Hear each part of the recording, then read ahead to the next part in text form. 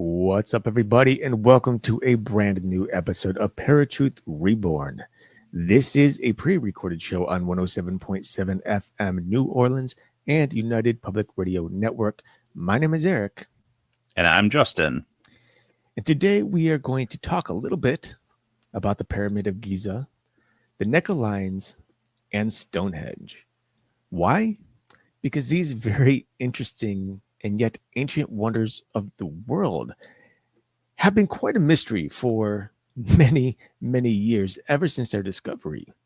The biggest questions being whether or not these ancient wonders are actually works of human hands, or if perhaps there's evidence of a lost alien civilization. Today, I ask that you guys prepare to have your perception of history challenged as we discuss fact or fiction, ancient aliens.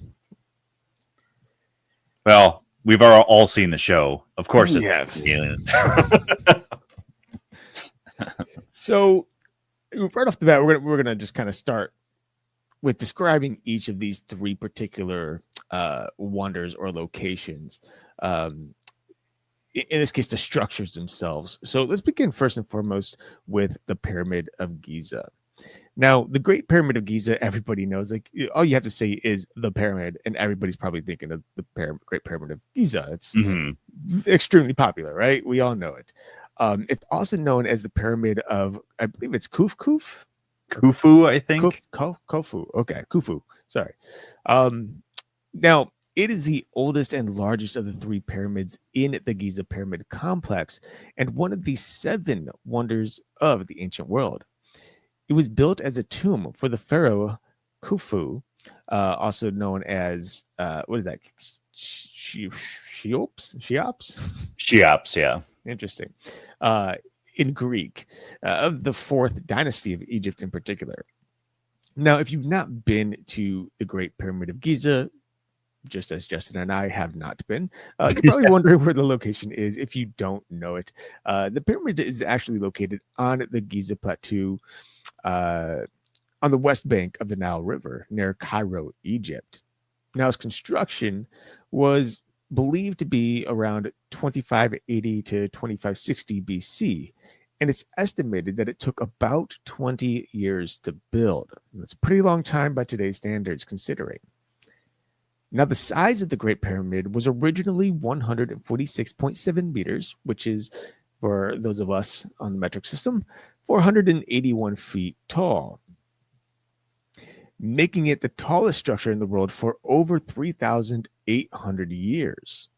Now, erosion and removal of the outer casing have reduced the height to about 138.8 meters, which is, again, 455.4 feet. So not a ton, but significant enough. Still big. Yeah, very much so. Now, what was its purpose? We already kind of talked about this or briefed over it, but its purpose was simply to serve as a tomb for Pharaoh Khufu, and it was designed to house his sarcophagus and other treasures as well. It's also symbolized, or was meant to symbolize, his power and status. Basically, the bigger the pyramid in this case, the more popular and famous this particular pharaoh was. Which was common in that time. I mean, even today, billionaires get the big mausoleums and everything. Right. So. Now, it's estimated that around 2.3 million stone blocks, each weighing on average of about 2.5 tons, were used in its construction, which is significant when you think about the time and how heavy these particular rocks were, or blocks. Now, the pyramid remarkably aligned with the cardinal directions north, south, east, and west with incredible precision. An unfathomable precision and astronomical alignment suggests advanced knowledge beyond their supposed time. Now, again, when we talk about advanced knowledge beyond their time, we really don't know what kind of knowledge ancient peoples had, nor the type of tools they had. This is, in all honesty, I think it's just something that is said out of ignorance by most scientists and most people who are talking about ancient times, not believing that possibly they were smarter and had better tools than we do even today in 2025. Yeah, there's been talk too of them using sound waves to move these bricks. I've seen a lot of different a pulley system, different theories on it.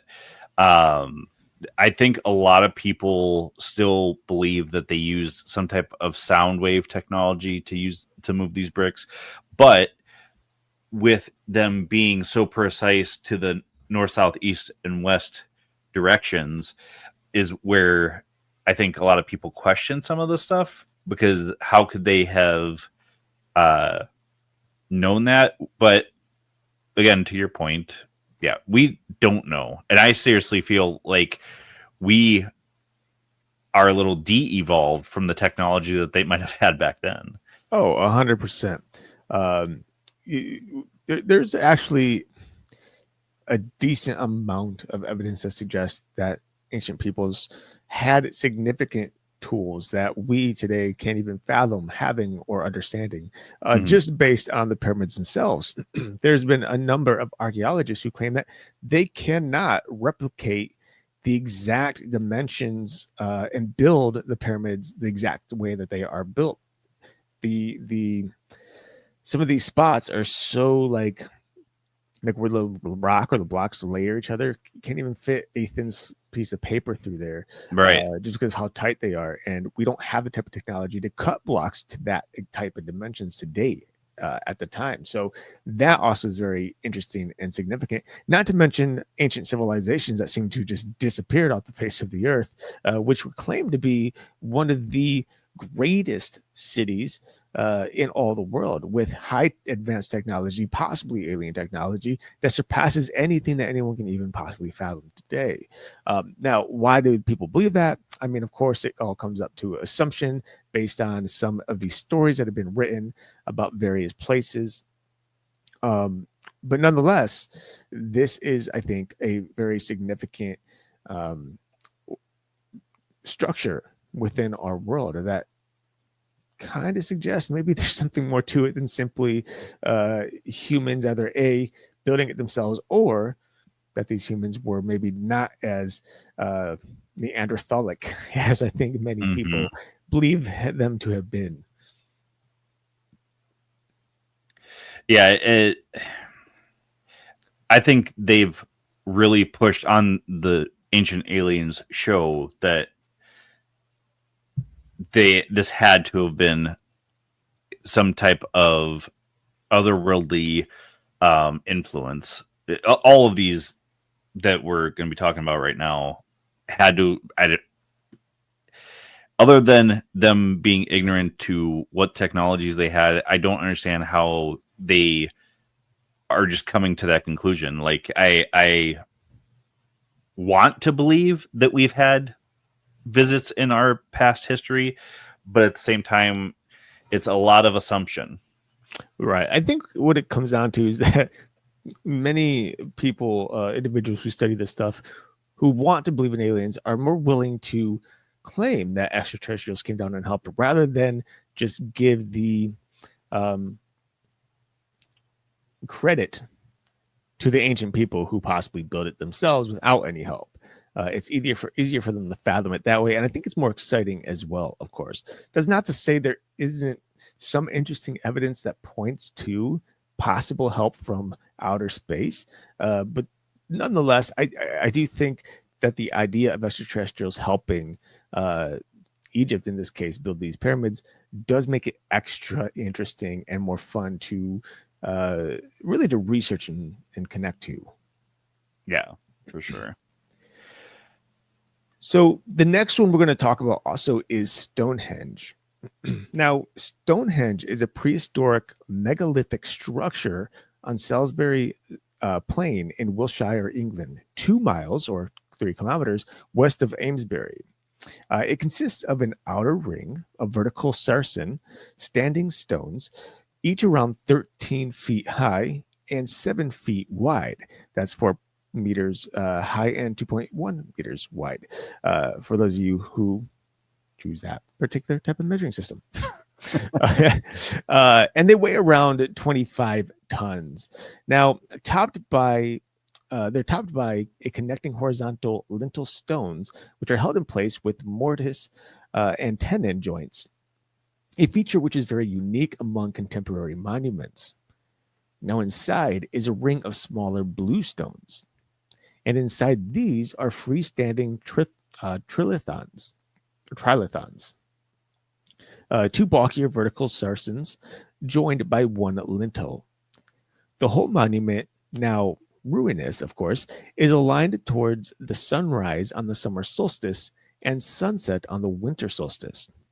The stones are set with earthworks in the middle of the densest complex of Neolithic and Bronze Age monuments in England, including several hundred tumuli, which are basically burial mounds. Now, it has been used for ceremonial purposes and modified by many different groups of people at various times throughout history. But archaeological evidence suggests that the first modification of the site was made by early Mesolithic hunter-gatherers. The massive stones, transported and erected with seemingly impossible techniques, of course, sparked debate about alien involvement as well. And of course, this is our first real connection to the pyramids. How can something, a structure built with such large stones, basically, or large blocks, be able to be moved so far out from civilization and built upon, stacked upon one another? Well, and not to mention, like, I had never seen this evidence before, that there is evidence that Mesolithic hunter-gatherers had been around it. Last I had seen, it was said that the Druids had constructed this. And I mean, I of course kind of look at history here and there throughout time and the different theories, but I never heard that close to caveman type people were ones that were kind of starting the modifications of it. Mm-hmm. And this one is even more interesting just because of the place, not just the placement of the stones, but of how big they are, and they're pillars, not just like stone bricks. So right, these are things that not only had to be erected in a certain fashion, but then to balance another 25-ton type of stone or whatever on top of them is pretty incredible, considering the times. And again, we don't know what really existed back then, if there were some special technology that humans had. But this is also, of course, what leads many people to believe that there's some sort of extraterrestrial connection to the building of these. Now, I think you know more about this than I do. Were the Georgia Guidestones supposedly erected around the same time as Stonehenge, or was that something that people had done up more recently? I honestly don't know. I don't know that one. Okay. Offhand. I didn't look it up just because I feel that for some reason I want to say that they're a little more recent than like somebody just went and did this because of Stonehenge, but I could be wrong on that. I could tell you there's a mini Stonehenge here in Cleveland. That one was probably built by some interesting aliens.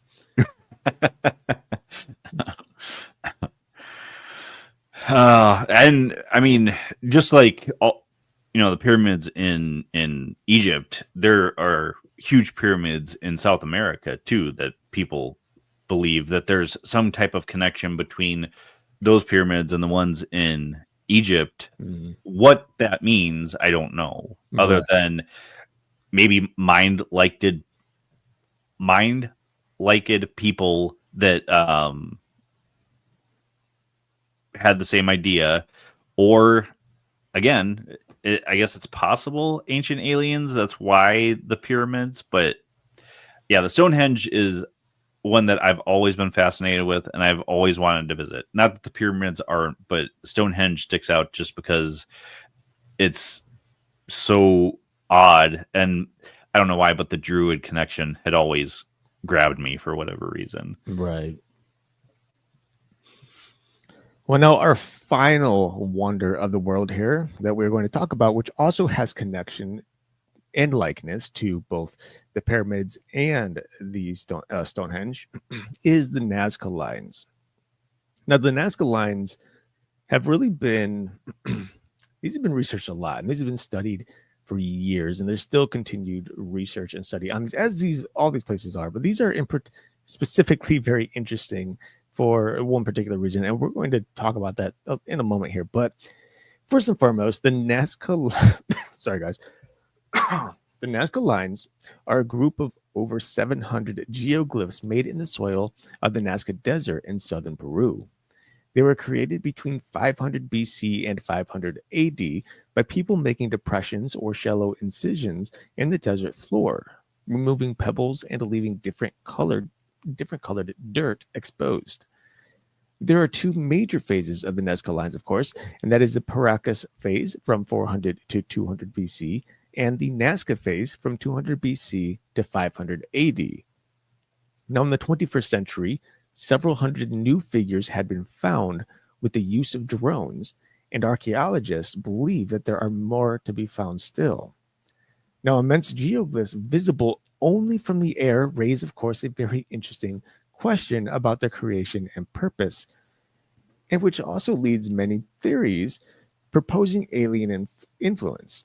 The simple reason being, many of these Nazca lines, these in some cases animal like shapes that were created, could only be seen from the air. You would not know what these were if you were standing in them or next to them. So why? If this was happening or built between 500 BC and 500 AD, we know, at least based on current archaeological understanding, and of course the various manuscripts, that there was nothing flying in the air at that time other than birds. So what is the reason for creating something like this? It's the same type of deal with what do you call them? What was the thing? I can't think of the name. Crop circles that are typically made. That's funny. We both had the same thought because as soon as we were talking about this, I'm like, well, I guess it's kind of like the crop circles. Well, exactly like the crop circles, but even those, I mean, yes, I understand like whoever owns the crop may go out there, step in the middle, like, oh, this is weird, right? But they still can't view it without getting up high to see it. And back then, as far as we know, no one owned this land in particular. It was just there, and these things were created. And many of these things were created right on cliff edges, almost as if they were like landing strips in a way, which is very interesting as well. Yeah, I think that's one of the biggest theories is them being landing strips. But why include animal shapes? I believe that there's a thunderbird shape in there. There is a theory that maybe the Nazca people had access to hot air balloons. Again, ignorance meeting science and nobody really digging deep to find out what technology they could have had back then. I've seen that a lot where people have said, yeah, it kind of looks like a landing strip, maybe for UFOs. Right. But there's so many different feats in technology, the seven wonders of the world. I mean, look at the Great Wall of China. That is huge in and of itself. Now, granted, yes, it's a good possibility that humans could have just built that because they are smaller bricks. It's just huge, so it would have taken them a very long time to do. But these three in particular are ones that are debated over and over again about the ancient alien theory. Now, to go into the ancient astronaut or the ancient alien theory, it's a pseudoscientific idea that proposes intelligent extraterrestrials visited Earth and influenced ancient human cultures. And I mean, if you guys haven't seen the show, I do recommend watching it because it is rather fascinating. But it is suggested that the aliens not only influenced culture, but technology, religion, even human biology. The theory that the Anunnaki created the humans by splicing their DNA with a kind of caveman-like being that was already here. There have been the rumors that what I'm trying to think of. Oh, the Egyptian gods. Most of them had not human heads, but human bodies, which would suggest possibly an alien of some sort. Because if you look at other civilizations outside of Egypt and even South America, because South America, there was a very similar situation where, and even Native American culture, where their gods, their deities are not human looking, whereas like ancient Greece, the ancient Romans, even Christianity, or all the Abrahamic religions, it's more of a humanized version of the deity. So that's what really fascinates me about the ancient Egyptians and even ancient South American cultures, is that their deities were very different compared to much other cultures. Proponents suggest that these extraterrestrials were misinterpreted as gods, and their advanced technology and knowledge were attributed to divine origins.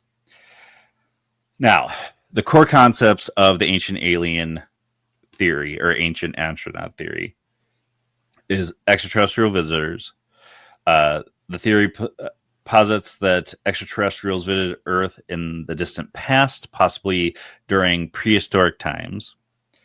Influence on culture and technology. I've already kind of covered that already, but we've talked about how the pyramids of Giza, Stonehenge, Nazca Lines, to our knowledge, or at least our scientists' knowledge, these people had no technology that would have been able to do that. Deities as extraterrestrials, human evolution. Again, like I said, the Anunnaki supposedly used their DNA to evolve humans to what they are now. A couple of people that kind of talk about this is Erik von Daniken. I have heard him on different interviews, and I have a couple of his books, I believe, too, because at one point we were supposed to get him on for Chariots of the Gods, and he ended up having to cancel. But he's one that is huge into the ancient alien theory and has kind of ignited the widespread interest and controversy in it. Zachariah Sitchin, his interpretation of the ancient Sumerian texts claim contact with the Anunnaki, advanced beings from a planet beyond our solar system. However, if you look at the Sumerian text, the Anunnaki were their deities as well. So not only are you seeing that same type of practice where deities eventually became known as aliens, but the Sumerians are one of the most ancient cultures out there too. And then the missing link of human evolution. Some argue that gaps in the fossil record point to extraterrestrial intervention in human evolution, and a controversial claim for that as well, because again, it's one of those things that we don't have the evidence, so it's still not been. And a lot of people claim, Bigfoot is a part of that missing chain as well. Well, that kind of takes a big chunk out of the whole evolution theory, because there is no evidence supporting a true evolution change from, say, apes to humans, or really any other animal to something else. It doesn't exist within the archaeological science.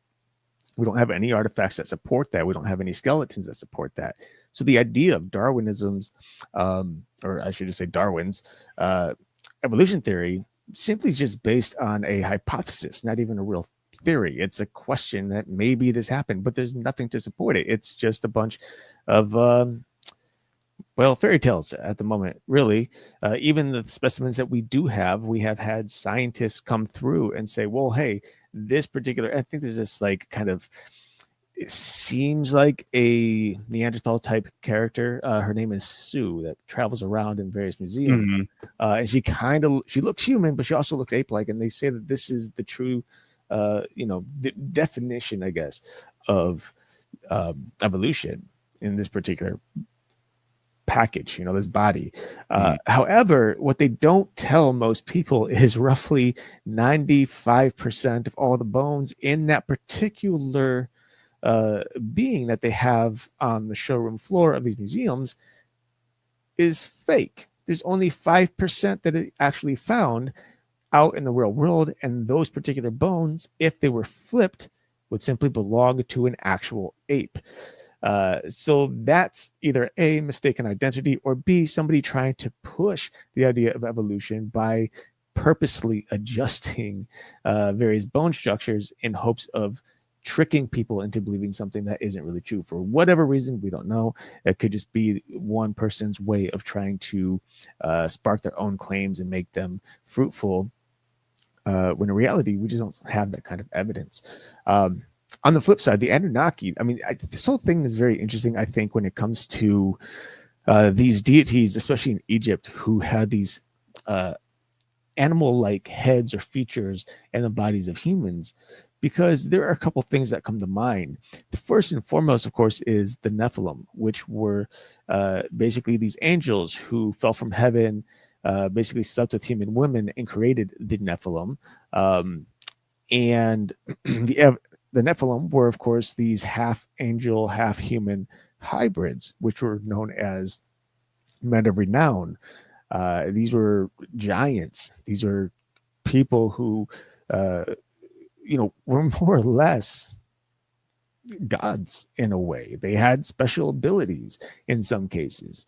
On top of that, when you consider books like The Lesser Key of Solomon, which is forwarded by, and I believe most of it was written by Aleister Crowley, the 72 demons in which he claims that Solomon had sunned, all have very interesting animalistic features upon human bodies, which is, again, intriguing to me, because here we're talking about demons that have the same features as the Egyptian gods that also discuss these Anunnaki, which were supposedly either are or had spliced human DNA to some extent to create these other people or beings. So it's a weird but very interesting connection through the timeline that we're seeing here. And whether or not, these Anunnaki are indeed the Nephilim, or whether or not they're actually the angels that fell, back before the flood, one can only really assume. We don't have the evidence or the answers to that particular question. But nonetheless, I do find it all very intriguing, and I see some pretty great connections throughout history, which aligns all these particular entities. Well, and I haven't been sending you these videos just because I haven't seen any evidence to the validity of it. But supposedly, there's people claiming that, I believe it was I want to say it was New York, but if you guys know what I'm talking about, please correct me. That apparently the Anunnaki hijacked television broadcasts for 3 minutes, saying they know what's going on Earth, they know of the war in the sky, and that they're here to help. And again, I have not seen anybody that is claiming this share the actual, like, if that were to happen, who wouldn't have been grabbing their phone to record what was on the TV? This was happening, but only one person in all of New York was watching TV at the time, and they were too busy painting their nails or something. Right. Well, it was, there's been multiple people on TikTok, and I think I've seen a couple of even YouTube videos of people claiming it. But again, it's secondhand story. They haven't seen the video either. They've just heard people talking about it. But there are people also claiming that the meteors that were falling were not meteors, one guy in particular even claimed he found what had fell, and it had an inner glow. Again, not to really believe it per se, because that could all be faked. The meteor falls, obviously not, but I mean, I feel like even in that case, like if this person, did he have video or photo evidence of this? he was taking Okay. a video of the supposed object that he found. But again, it's one of those things where it's like, yeah, okay, but in this day and age, you could have just like 3D printed that and put a light in it. You could have just put a light underneath a piece of really dark obsidian glass, and there Right. were spots that it was shining through. But some of the videos I've seen of the meteors, like one's hitting another object, and they're saying that's the war in the sky, that there's these other alien or extraterrestrials fighting over the skies of the Earth. Yeah, I mean it's always hard to like, you know, I want to see legit evidence of this, like posted all over the news, all over television. Like that kind of stuff should be like, hey, let's shut down all TV and only share this because this is interesting, very interesting things happening in space. But one thing that I often think about when we talk about stuff like this is the scriptures, which say that do not call every conspiracy, or be careful what you call conspiracies. But on top of that, that we're going to hear rumors that are going to basically pull us away from the truth of Christ coming. And now we're hearing about these alien possible fights in the sky, and we're hearing about TVs being jacked, or we're hearing about various entities within the forests that are now coming forth. There's all these different things pulling at us in every different direction, and nothing's really pointing to one particular source. And I think that is an agenda in and of itself, whether it's a human agenda or a demonic agenda or something else entirely. The point is, I think that we are having our eyes pulled to various sources, so that we're not too focused on one particular thing for a reason. It's a type of deceit that I think is trying to be used to cloud our understanding of what's truly going on, leaving us in this kind of like disoriented state of confusion, which isn't good for most people. We need to understand what's happening in the world, what's happening within the spiritual world. I think we need to be very careful to understand our wits, be sensitive to the things around us and ask questions, because that is the most reasonable way to really grasp a hold of what is truly happening, and to learn what is true and what is false, and what is just simply faked.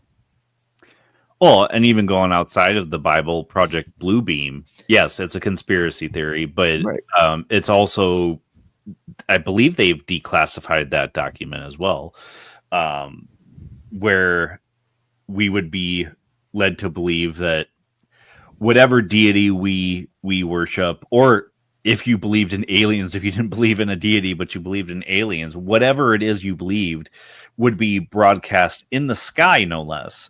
And, going into, technology that we don't know that certain peoples had at the time.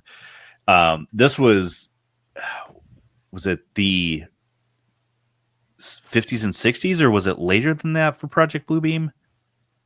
I can't remember. Later, I think it was like the 60s, I believe. Okay. That we as in the United States would have technology to do that in that time. But there are people that say that the government and the military complex have much more advanced technology than civilians have too. So, you want to go into evidence and examples? Yeah. So, let me get my notes up here.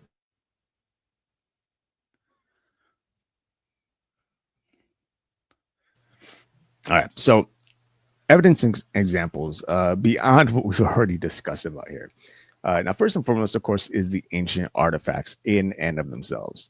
So, Ancient astronaut theorists often point to artifacts that seem to defy the technological capabilities of their time as evidence of extraterrestrial influence.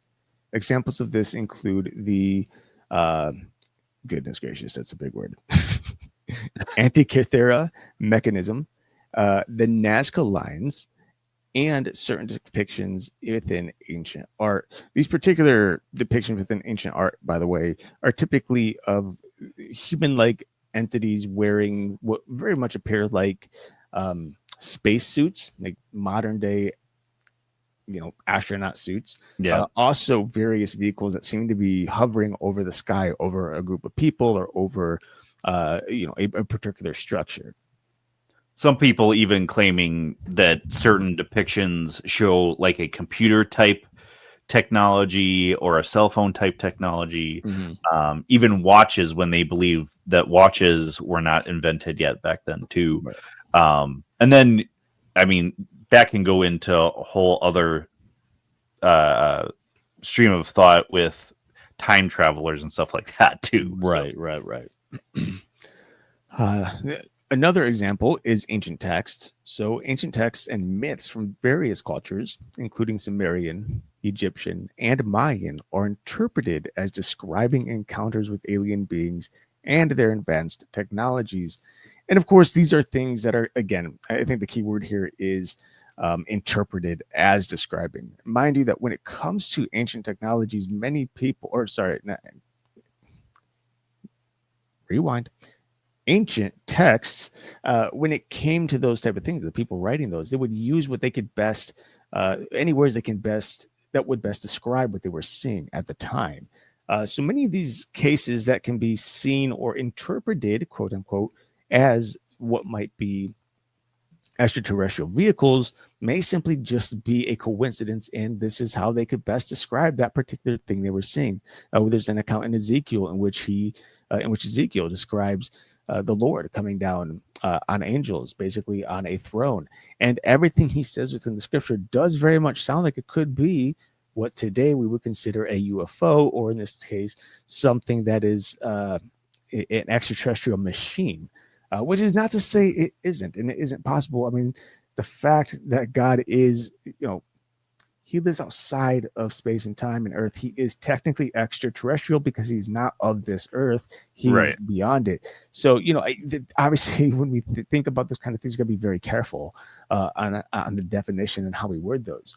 But nonetheless, I think there's a couple of references in the Bible that people have claimed ancient aliens over a more scriptural based type. I mean, there's a couple, but Ezekiel is the number one most commonly drawn to and theorized about. That's the one that I'm always hearing on various TV shows and within reference in other books as well regarding alien technologies, especially.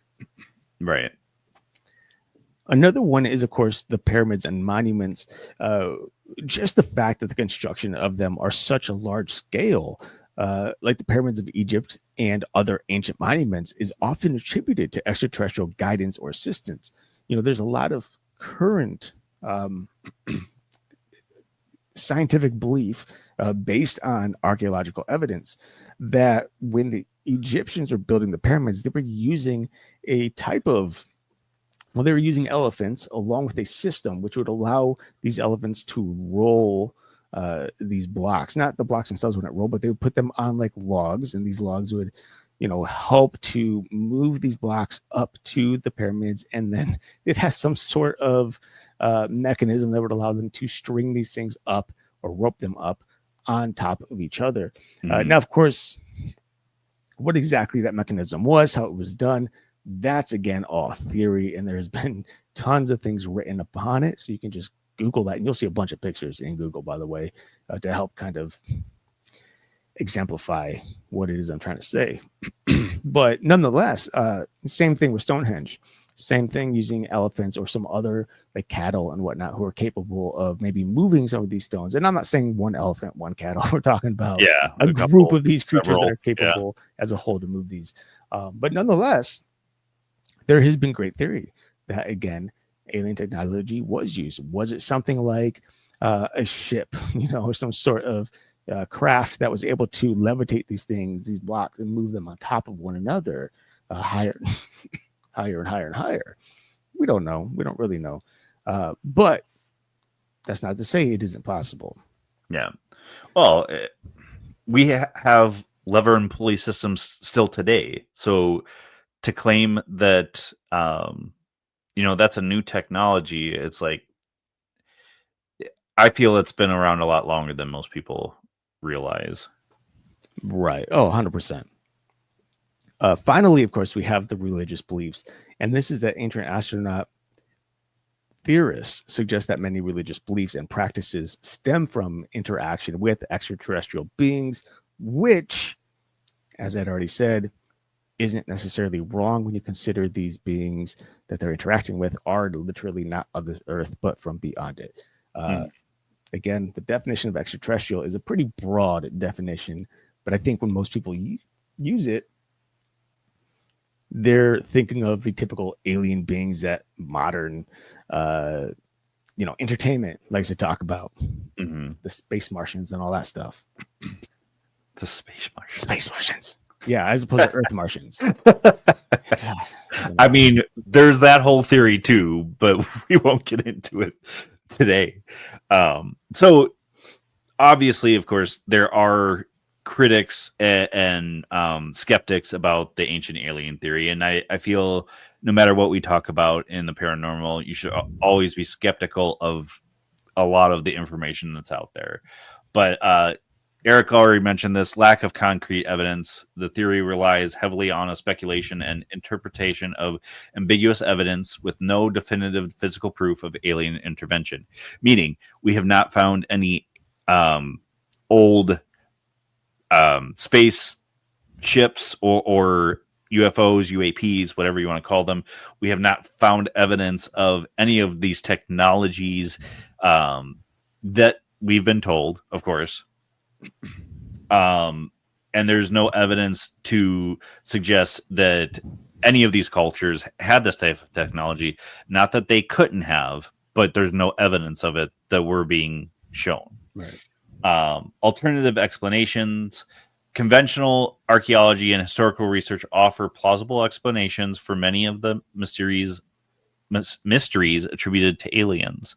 And lastly, misinterpretation and bias. Critics argue that proponents often selectively choose evidence and disregard opposing viewpoints to support their claim. This goes across the board on a lot of things, not just the ancient alien theory. Right. And that goes back to my whole evolution thing too. Yeah. Well, and I mean, the whole evolution thing today, we see that, a lot of apes have very similar genetic markers that we do. That's not to say that we came from apes, because we do have pigs. A lot of, well, I was just going to say, there's a couple of different animal lines that have very similar markers that humans do. It's if you follow science, we're all from the same planet. Of course we have similar markers. Right, all created by the same God. Naturally, we all have, we're all created by his spirit. So there's like you said, there's always going to be markers that indicate some sort of connection in some way. Yeah. Whether or not that connection literally leads to us evolving from, a tadpole or a monkey or a pig. I mean, someone can give me legit evidence of that. Right. So in conclusion, the ancient alien theory remains highly debated with no definitive answer. While theory sparks imagination and fuels debate, it's important to approach it with a critical eye. Again, I already mentioned it before. Be skeptical. Have those doubts. It's one of those things that does make us human, that makes us realize that everything that's being presented to us cannot be the 100% truth. And the vastness of the universe and the mysteries of surrounding our past leaves open the possibility of extraterrestrial life, but we must rely on scientific evidence and rational analysis. Same thing again with Bigfoot, Loch Ness Monster. We're finding evidence to suggest that these things exist, but definitive evidence is not being presented. A corpse. When people find hair or fecal matter, it comes back inconclusive. So to most people that are looking for that evidence, it's like, oh, it's inconclusive. It's got to be a Bigfoot. No, it means that either there was a contamination, degradation, or a species we just haven't found yet. And that could be Bigfoot. However, you can't just conclude, oh, Bigfoot, 100% Bigfoot. Right. Well, that's the whole goal. We all want Bigfoot to exist, at least to some extent.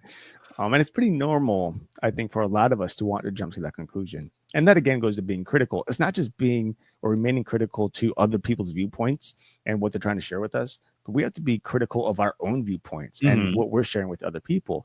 We are all, first of all, I know this word is it's probably not the best word to use. We are all human. Okay. We all kind of fall short in many different ways. Some of us more than others.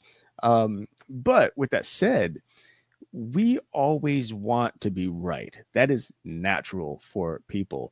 And we will, not necessarily on purpose, twist some evidence to support our theories and make us feel better and feel right.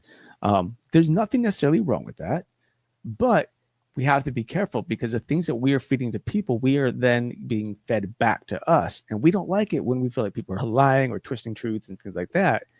Yeah. So likewise, we need to keep an open mind there when, researching this type of stuff and sharing the evidence.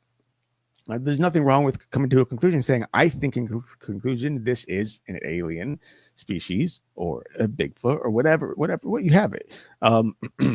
But again, I do believe we just have to have some critical discernment when we're taking the time to research these things and share them with our fellow folks who are also interested in these particular topics. Well, and, with all the different videos and stuff coming out now, and with AI being more and more prevalent in it. Crazy. I love the Bigfoot vlogs and alien vlogs and all the stuff that people are coming up with now. It's hilarious, but you could just as easily say, all right, AI, put a extraterrestrial walking out of the Giza pyramid, and it would look very real compared to years ago. So yeah, I send Erik tons of videos most of the time just because it piques an interest for me. It's not always 100%, hey, look, what do you think about this? It's more just like, this is really weird, I want you to see it type of stuff. But sometimes I'm asking him, does that even look remotely real to you? And most of the time with his cinematographic background, he can spot things that I can't, and most people can't. But in your final thoughts, what is your opinion? Is there even a remote chance we were visited in ancient times by extraterrestrials? I say inconclusive. I know it's a cop out. You're one of those Bigfoot people. Yeah. It just goes back to what I was saying earlier in the show. Whether or not, if indeed extraterrestrials, and by this in particular, we're talking about aliens like the Greys, the reptilians, things like that. If they did visit ancient Egypt or any of these ancient sites and help them build these things, if the Nazca Lines were developed so that these particular individuals could see them from outer space or from the sky, it is very possible that those aliens are not just what we believe today, modern day, to be aliens, but very well could be the ancient biblical aliens as well, in that these are angelic beings from outside of Earth's atmosphere, from outside the universe, even that created these giants like the Nephilim, who were, again, people of renown.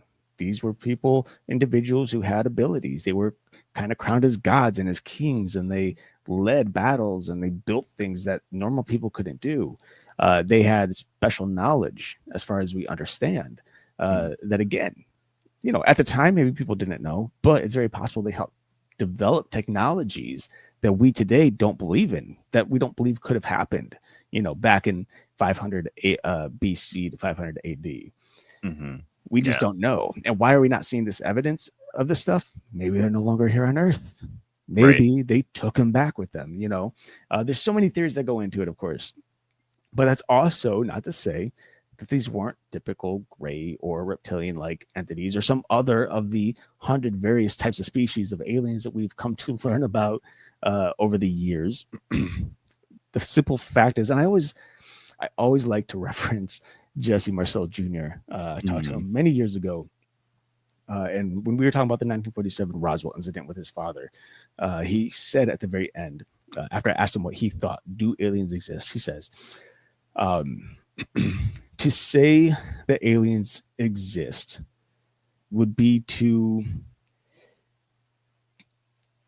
basically believe that we are not special, that the Lord didn't create us specifically, because he doesn't mention it in the Bible, right? So we would make him a liar because he never mentioned it. But to say they don't exist would be to prohibit God's creative ability. And considering how vast our universe is, there are galaxies we've not even seen, can't even understand yet, can't even acknowledge. And to believe that we are the only living beings in all the universe that we can see, let alone we cannot see, is pretty tough pill to swallow. So yeah, I think there is that possibility that there's something or somebody out there who maybe did visit at some point and maybe has visited recently even.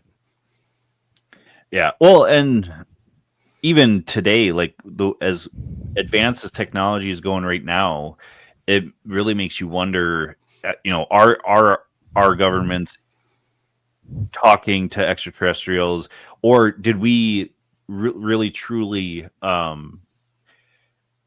recover a UFO or several UFOs and have been able to back engineer their technology? Stuff has advanced so much. I'd say even in the past 25 years, like, oh yeah, cell phones have advanced so fast. I mean, mind you, the sorry, I didn't mean to cut you off. No, that's I fine. Process thought. I was like, we're leaving. That's fine. Fiber optics, which is not that that old, was supposedly developed because of the 1947 Roswell incident, the craft that they recovered from that. Again, that's just a theory or a belief. Whether or not it's true, we don't know. But the amount of technology that did happen that came out after that recovery mission is pretty astronomical. Like, it's weird, right? Yeah. Coincidental? Possibly. But nonetheless, weird. So who knows? Yeah. All right, folks. So we've got some interesting stuff coming up. We've got unraveling demonic possessions secrets next week. That'll be an interesting one. We were trying to get somebody on who is an exorcist. She hadn't responded, so we'll keep trying for that. The following week, we're going to be talking to Brian and Jen Byers. They own a metaphysical shop in Savannah, Georgia, and they are close friends of mine and have been on, Brian has been on a network that Erik and I were on a very long time ago. So a lot of great stuff coming up, a lot of interesting topics coming up, but make sure that you like, share, subscribe, no matter where you're listening. This has been a pre-recorded show on 107 FM New Orleans and United Public Radio Network. Make sure you're checking out all of the shows that are on this network because it is an amazing network. And yeah, until next week, where you'll find us same time, same channel. My name is Justin. And I'm Erik. Peace.